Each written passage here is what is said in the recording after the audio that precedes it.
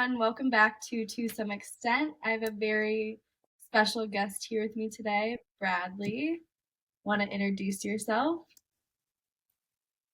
Hi guys, my name is Bradley Bollinger. I have known Avery for going on 5 years Yeah, now. Um, I'm currently living in Kansas City and working as a database architect and data scientist for an insurance brokerage. And previously, I was working as a data scientist for a commodities company, and I had actually switched jobs probably maybe a month ago okay. now. Um, Other than that, I like to, well, I've got a dog who keeps me very Mhm. busy, and I like to golf and really into Formula One, and yeah, Love it. So, Brad and I met in the dorms at CU, which is crazy. He was probably like one of my first friends I met besides my roommate.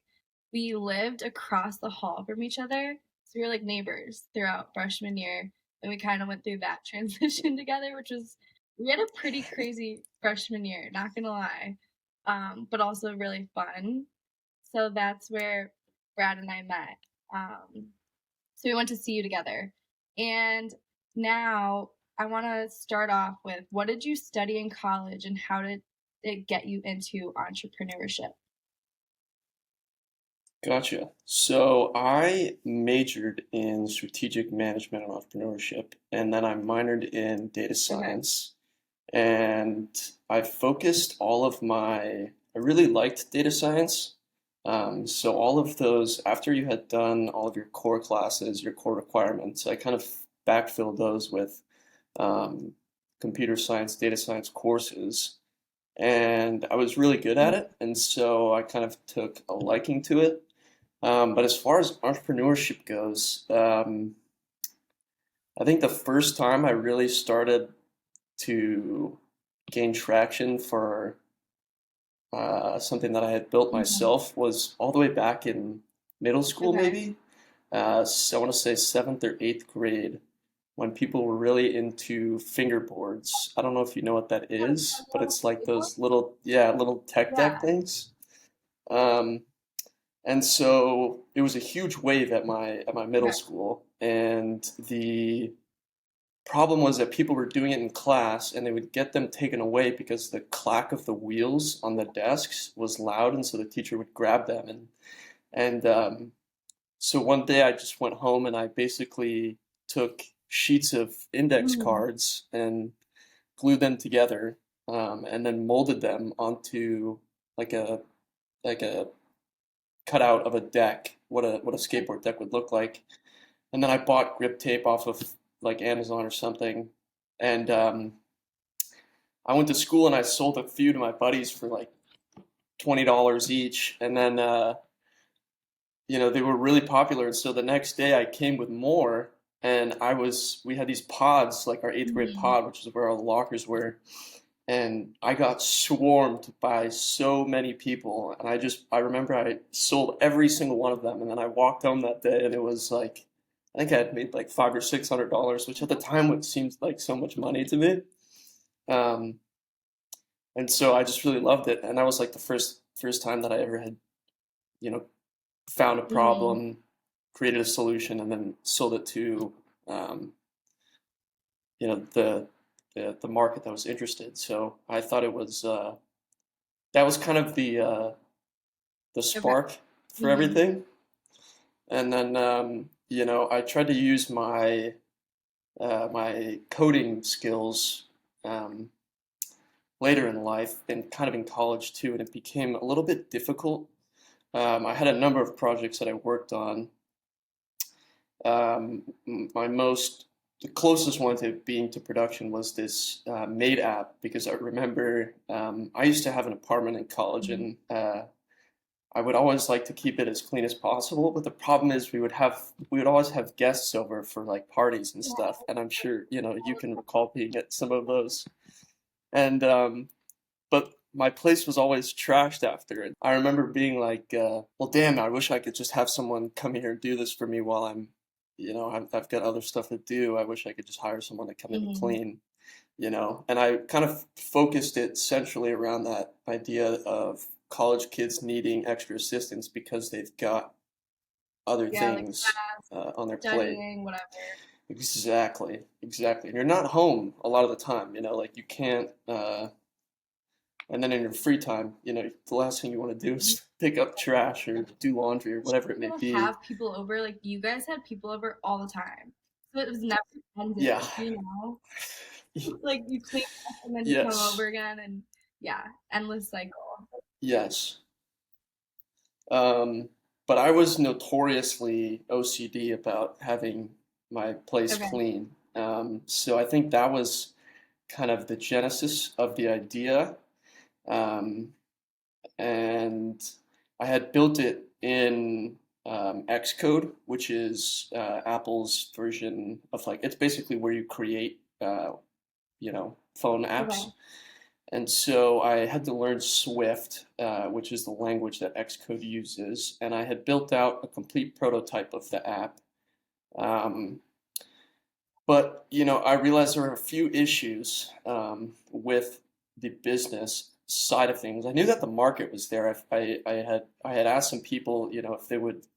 First off, you could have college kids sign up to make money as a side mhm, job, because I knew people who were like, oh, like I would love to clean or like clean people's money or clean people's apartments or houses or whatever they're staying in for cash, right, quick cash on the side. And so I knew that there would be people, locally who would be into it, but the problem was the well, first off, a huge privacy concern is having someone else enter yeah, into your home. So there was going to be a large upfront cost of us to bear. If we wanted to get people to sign on, we had to pay for all these background checks for people, and then that kind of gives you a little bit of right. reassurance. The problem also too was that that was right when COVID hit. So I Oh, had this big idea, and then it was like COVID hit, and I was like, nobody is ever gonna want a stranger in their home for like the next right, 5 years. Like that was my mindset. I said, okay, there's no way like someone else is just gonna have someone be willing to. So I guess it was just the wrong yeah, time. I can see Um, that. yeah, so that was pretty tough because I had committed a lot of hours Mhm. into that project, and I really thought it was a good idea Yeah, too. But I was thinking a little short-sighted. So I mean, you also didn't know yeah, COVID was coming. No one could really predict that, so that I'm sure was a huge, you know, it was burden tough. on That was you. tough. Um, Yeah, so I do have some follow-up questions for you. Once you get an sure. idea, what's your first step in like your process to fulfilling that project out? So it was kind of like a solo mission, but I guess my first step was always to do some market Okay. research and see. So like at the time I had a girlfriend and I would ask all of her Mhm. friends, like, would you guys be interested in something like Right. this? Or, I'd talk to people at parties or whatever the hell it may be. Mhm. Um, any real social space in college where you could find, I mean, because college is just ripe for, uh, inventions, because you've got so many people condensed in a small Right. area. So you have access to all different types of people from all different kinds of Mhm. backgrounds. And so I just started asking questions to, like if people would be interested in something like this. And that was really the first Okay. step. And then after that, it became, just uh, a dry erase marker on a whiteboard, drawing out what everything would look like, how it would work. Um, and my dad at the time, and my dad still he's in software, and so I would ask him, is this something that I could actually Okay. do and create on my own? The validation from someone who had already been in the industry and created and launched, or had been an Yeah. entrepreneur, a successful entrepreneur that had already created something in that digital realm was also good to hear because then I knew, okay, I've got the market. I know how it can be done. I know that I can do this, and then I just began building the thing. So yeah, first couple steps, and then it's just keep your head down. But college is busy, and it throws a lot of different loops at you. Mhm. So you've got work-life balance and relationships. It's just there's a lot to handle. So um, it I wasn't efficient enough, I think. I probably could have launched it before COVID happened, but even if I did, it wouldn't have been successful. That's why I'm really excited about this project that I've been working on Okay. now, which I don't want to get too Yeah. into, but I will That's say it's really cool in the fact that, today we live in an age where everyone's data is collected and sold by, if you're just on the internet browsing, whatever, shopping, doing, things that you find normal, you have no idea how many people are watching you and capturing your data. And one thing about working in data science is you realize how much data people have on you. Mhm. And so it's a little bit Right. terrifying. And I've explained this to my friends too. But so basically, we are trying to revolutionize the way that people choose how they want to navigate the internet. And we're our goal is to chip away from, these massive corporations like Google, the big tech basically, and promote smaller Okay. developers um, through software as a service. So basically, we're just trying to give people the freedom of choice on how they want to navigate, if they want privacy, what levels of privacy that they want. Um, and that idea I've had for probably about 3 years, but I didn't really take a biting Okay. to it until after I had had my first job, my leap after Mhm. college, and I just felt like I had started to unlock the potential, and I had started to see what kind of data people were capturing um, just within my Mhm. organization, and it was a bit frightening. I will admit it was a bit frightening, and yeah, I figured I now am just starting to open the potential that I feel like I have, or my potential that I feel that I Okay. have, and luckily, it turns out I live directly across from two twins who are full stack No way. developers. And so they work, yeah, so they work on the front end of Huh. things, and I kind of create the back end database architecture. And then we meet every week and we discuss, our progress. And that's been going on for about 3.5 months Wow. maybe now. So yeah, and then recently I went to the Formula One Miami Grand Okay. Prix um, with a couple of college friends, and that was fantastic. And we met a guy there who was attending USC at the time for construction management, and we connected right off the bat. He was there all by himself, which is very odd at an event like a Grand Mhm. Prix. Typically you go with a group, especially since he was visiting from Right. California. There. Um, yeah, yeah. And so I just started talking to him, and he asked me what I did, and I had told him my job, and then I had also explained to him the project that I was working on. And he was like, "Well, man, look, like he's originally from India, Okay. and his dad is one of the sharks on Indian No. Shark Tank. I kid you not. I kid you not." And so he was like, "Man, like, let me grab your number, all this stuff, like, come out, fly out to India, like, Wow. whenever, like, please, like, meet my family." Um, I've been communicating with him back and forth about our progress and where we stand. So that has been kind of a Yeah. gift. It was really unexpected. That's And yeah, so I was uh, pretty shocked and also really excited at the same Mhm. time. And so that kind of was like, okay, so we've got the market. Right. I'd asked, and we had already, or we're currently working on developing the thing, and and then we knew we could get in if we needed capital. We knew that we could get in to someone who could provide us with that. Wow. So, um, That one, I have a little bit more faith in this project than I do in my made app because one, it's not just Okay. me, and two, now that I know that we have options of where, uh, we can get funding if we Right. need, because I'm kind of self-funding this right And now. it's a lot of Um, work, we just started working full time, so it's yeah, not like we have a s- ton to give as we're all yes, like trying to um, live off our own income, I do wanna go back definitely. to I think that networking is something so important no matter what industry you're in, so I wanna go back to that and kinda pick at your brain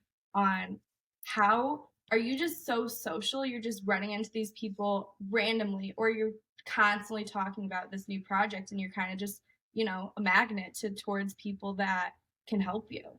What do you think it is, Are you Um, actually going out there and looking for these people, or you're kind of just really proud and talking about your idea and these people just happen to fall into your lap? no, I am not a very social guy. I'm sure, you, and all my friends in college know that uh, I'm kind of a recluse, so I don't really talk to people about a lot of things. I am very, I stay to Mhm. myself. So, um, but I will admit that we were drinking quite a bit at the Grand Prix, so that kind of helped, the little social lubrication. So, um, and then I almost related to the guy when I had met him, networking wise. I just was like, I see this guy alone who's really passionate about Formula One, and so I just went up and started Mhm. talking to him and picking his brain. And I really got to know a lot more about him before I had, kind of talked about Okay. myself. And so, I would say networking is not one of my strengths, even though, I realize its importance. Yeah. But, I have definitely been there are times where I've been extremely lucky to meet certain people in my life. A couple professors too that I still keep in contact with to this Okay. day from Mhm. CU, who could get me a seat at that table. If we really needed, if all else failed, and we really needed um, some extra help, I could reach out to. So, um, I've got I don't have a wide network. I would say that I have kind of a smaller network of more powerful or influential or whatever you want to Mhm. call them, people who I know are validated through their credentials and who are, willing to offer support to someone, who's a recent grad who's passionate about whatever idea it is.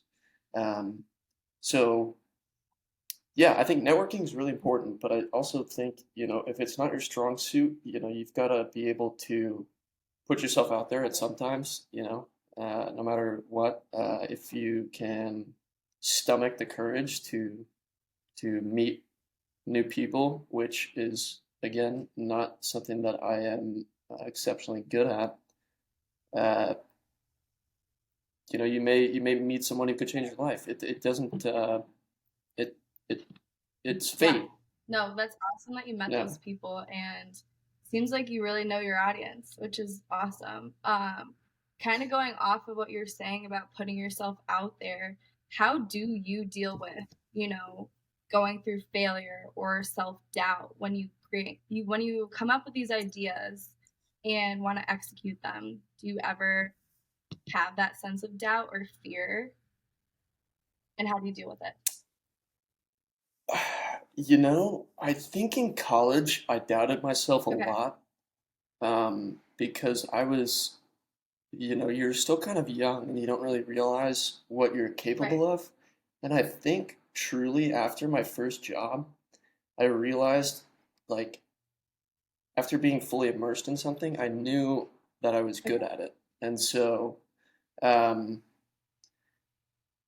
with failures, I think failures are a great thing. You learn a lot from them, even if it's not in business or, networking or wherever.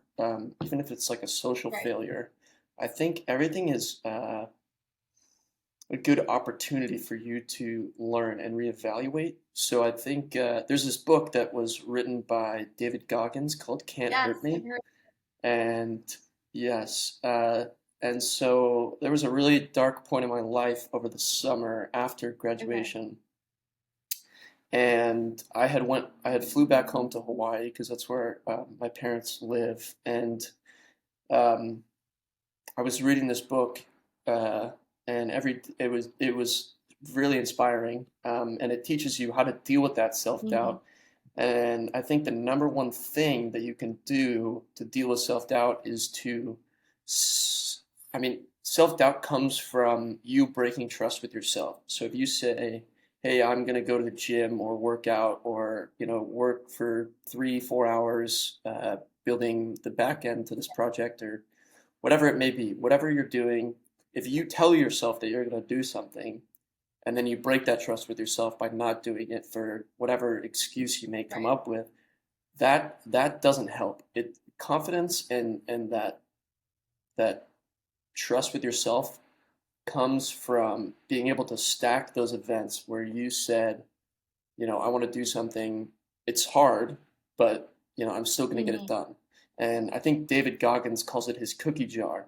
And so that's what I kind of Okay. envision is like you reach into your cookie jar, whenever you're feeling that self-doubt and you can pull something out of it and it'll inspire you to keep Okay. going. So, I've had medical issues in the past, tons of things that I thought would Yeah. finish me. And you know, but I still pushed through. And so being able to, I didn't realize how big my cookie jar Hmm. was until, I kind of read that book and realized this is something that needs to be addressed and something that, I've already built up such a good rapport with myself.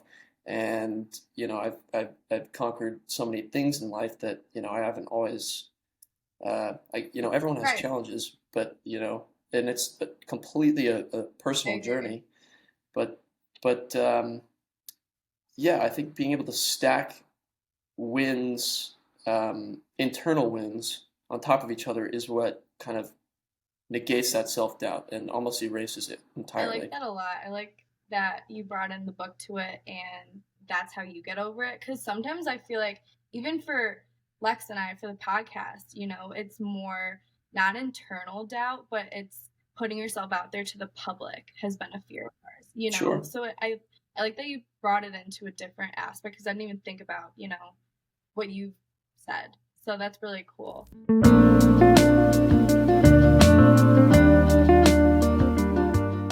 If you guys love gold jewelry as much as I do, you have to check out Slide Jewels. Slide Jewels is a jewelry brand that crafts contemporary and affordable pieces from high-quality stainless steel. From earrings, necklaces, rings, and bracelets, Slide has pieces for everyone. Use code to some extent to get 30% off your purchase. Links and promo code will be in the show notes, so check it out.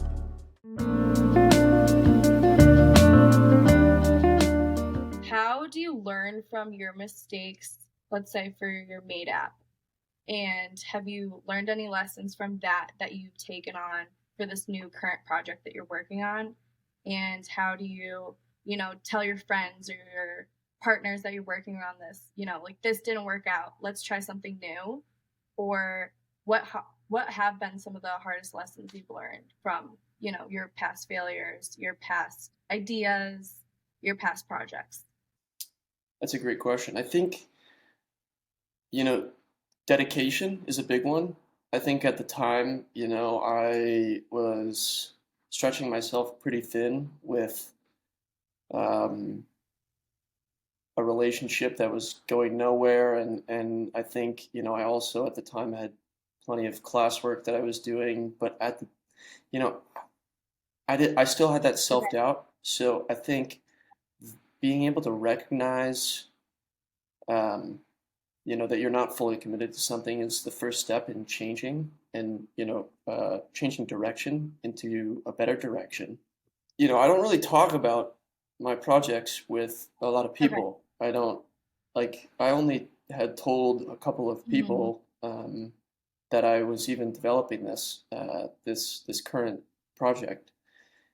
and it was, a small thing, and I had kept it to myself because I realized, it's better to fail. And, I failed on a larger scale in college because, you have more eyes on you.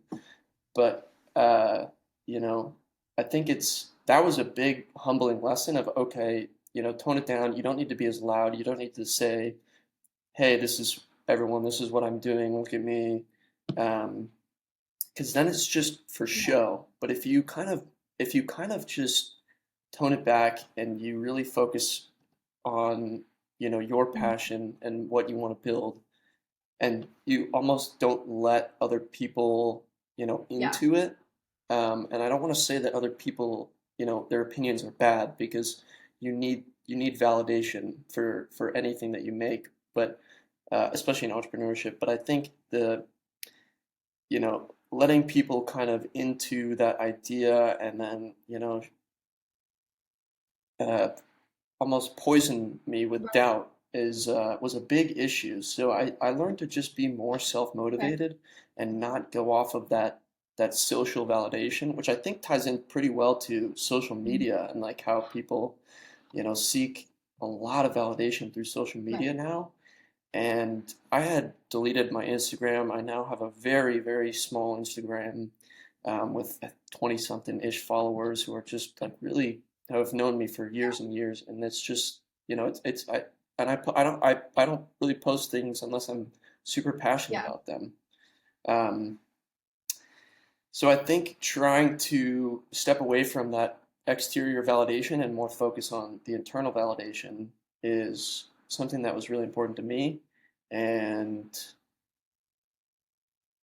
a key to the success of, or the hopeful success of, the current project that I'm Okay. working on now. I feel like too in college, it's hard because you're around so many people. There's so many people around, and when you're talking about things, even if it's not your app, it could just be like about your personal life, or you want advice from people. It's hard to find those people that you can actually trust and have your best interest in, I guess. That's what I've found hard too. And I can totally agree with what you're saying about starting a project and just keeping it secret. Not even secret, but just to yourself and not shouting it out to everyone. Yeah, When Lex and I started this podcast, we, I think, made like 5 episodes without telling any of our friends, any of our family, like literally no one, just to make sure we wanted to do it and felt the love for it before we shared it with everyone. And it felt so much better because I can totally see how, if we told somebody and they were like, what the heck, why? And then it'd put doubt into my head. Yeah, yeah, that's how yeah, it yeah. falls. So, You're hitting the nail right on the head. That's which spot is on. unfortunate, but it's true. I agree with you too. Like, I do have confidence in myself as well as like our projects that we work on. But when your best friend tells you you expected something else, like a different reaction from them, and it doesn't happen, of Sure, course it's gonna sure. have an effect on you. Um, so I also wanted to ask you, when working on projects in college, while you had school and exams and all that, and social life, now you're working on projects with a full-time job. How do you balance your time with, work now and working on your project and social life and whatever other things you have on? Do you like follow a certain routine? Do you, I guess, how do you manage all that and how do you balance it all? I definitely have a Okay. routine. I think routines are really important. I wouldn't say that, balance has been something of substance in my life Okay. lately. I've kind of been just verging on that tipping point, where I just feel, like I am working a full-time Mhm. job. Um, but then, when I first started working, I think it was, I would get home from my job completely exhausted, and the first thing I would want to do is just take a nap. Like, I was so tired, and it was just draining. But then, as you kind of get ingrained and more comfortable with your own ability, you move into a routine that's more sustainable and long term. and I find it helpful to write things Okay. down. So I keep a log of everything that I do during the day. And then, I'm able to look back through and see, you know, um, where I failed, or where, I could have done something Mhm. more. But I think documenting my schedule, my time, was a big thing because I realized how much time I was wasting in certain aspects of my life, like social media at the time. This was in the summer right after graduating, where I started kind of developing these habits. But social media was a big thing for me, and I was just spending all this time on TikTok. Yeah. Was new. It was like I could scroll for 4 hours, and I'd look up, and it'd be dark out, and it was horrible. So I think logging my time, what I'm doing throughout the day, was a big Okay. thing in order to develop that routine. And yeah, I definitely don't. I wouldn't say that I have balance right now. I kind of push. I'm at that point where I'm young and I feel like, why don't I push myself and see how far I can really go before my breaking point? So I don't know if it's the smartest way to stress test yourself, but that's kind of been my approach. Is let's see what the hell I could No, do. balance is hard. I mean, it's difficult, especially, transitioning into this new chapter. It's hard to just even navigate it. So, all respect to you on trying to, figure it all out. Okay, I have some guest questions that I want to ask, but I have one more serious question on this topic. How do Shoot, you define success? completely internal. Okay. How big is your cookie jar? How full is it? Um, Life is an experience, and I think that people don't. When you kind of put all this heavy burden on yourself to go through life a certain Mhm. way, um, whether it be someone else's imperative that's imposed on you, I think you need to be able to focus on what you really want to Mhm. do, and that has been a key for me. I think you need to be able to focus on, and it sounds a little bit selfish, but focus on yourself as much as you can. Um, that's that's been a huge factor in the success of me in my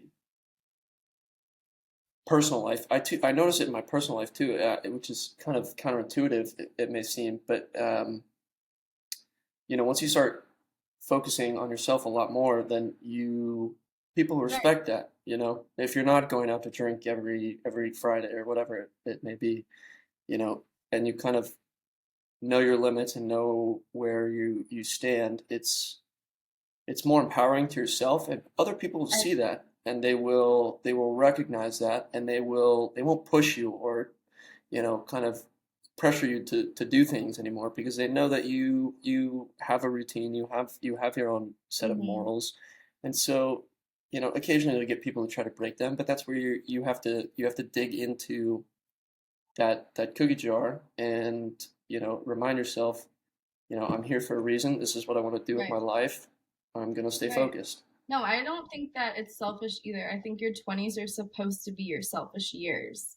You're trying to figure out so much in one decade. I feel like this is the most transformative decade we could be in. Definitely, So I definitely, totally agree. All right, to the fun questions. Are you ready for this? absolutely. What is the weirdest scar you have and how did you get it? We ask all of our guests these questions, so. I've got a few weird scars. I've got one on my back Okay. shoulder that came from surfing, where it was I had fallen off my board, and it was a pretty bad Oh wipeout. no. And I hit the reef, and there was like a chunk of skin that just lobbed off from this coral. So that's like my biggest Okay. scar. Oh, I also have a scar on my head from freshman year in the dorms. I cracked my head open. I think you must remember that. That was Um, terrifying. You had to get stitches. right? Yeah. Yeah, it was I had 8 staples in my head. What did you Um, do?